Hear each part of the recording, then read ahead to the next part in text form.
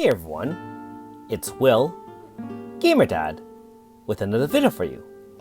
So first off, I'd like to give a shout out to one of my Patreon supporters, Ben. Thanks for your support. Now, if you check your notices, this update didn't come out until quite a few minutes after 8 p.m. local time for me, and so I unfortunately didn't get to film this until now. But that being said, we do have a new notice. Of course, it is the beginning of the month for UTC time, and so we do have a new 7-day encounter. Of course, this is a Fateful encounter, and from the picture, you can clearly see which 3 units are going to be featured here. AS Myunfa, I think that's AS Radica, as well as AS Shani. And so we can just take a quick look at the pictures here. And why don't we go directly into the banner itself. Keep in mind that these are paid banners, so probably not for everyone, especially not for free-to-plays. And given the fact that we had quite a few Fateful encounters a few days ago as well as now, we'll have to see what kind of value we get here. Alright, so as usual, the 7-day encounter is for 7 days. You do have 7.77% uprated for the 3 featured units, AS Myunfa, like I said, AS Radica, and AS Shani. All the other featured units, all the other units are still here, albeit at much lower rates. You are having taking a crapshoot or a lottery chance with some of these 0.01s and 0.02s, but they are all there up to date as most banners are if they are paid.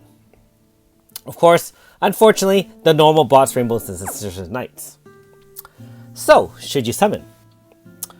Alright, so I know we had a recent banner, I believe, that came out with, I think the Earth Force edition with Violet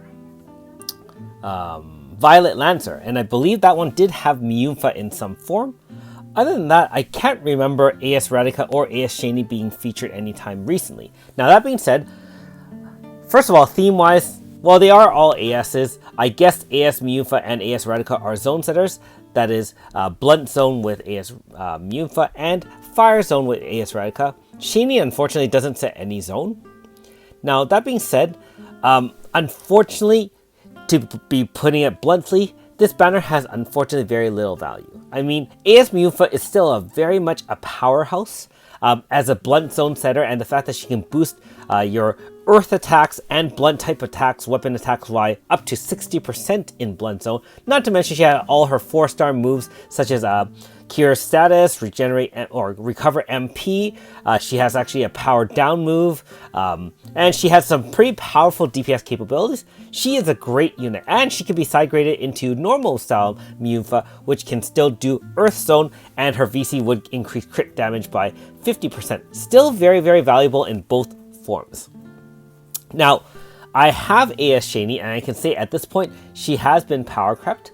It was nice to see her in the original mythos as with her armor kind of being featured in the storyline. However, at this point in the game, I don't think I would consider her necessary in any sense, except for the fact she does have an end of turn attack, which can help you boost I guess a number of attacks for certain types of combinations, such as increasing your, for example, your AF bar, or just kind of stacking end of turn attacks, which can be very useful against more niche fights. Now, also, her normal style has had a manifest, not a true manifest, but just a regular manifest. It still has some decent water / support. However, again, significantly power crap. Their DPS capabilities for both forms of Shani is unfortunately very low at this point. Now, AS Radica is a little bit more interesting. She is a fire zone setter. She can have significant DPS if you can get enough luck stat on her. Now, currently, I believe that you can't even get the max amount of luck in order to make her high enough DPS. It's all scaled based on her luck, just like, for example, Kikyo AS's damage is based on speed.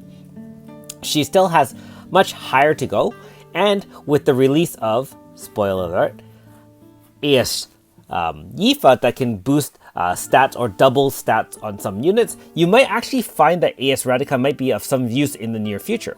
However, as a fire zone setter, she's not bad. She has decent DPS. She can guarantee crit rate for both physical and magic type teams, and she has some interesting tricks up her sleeve.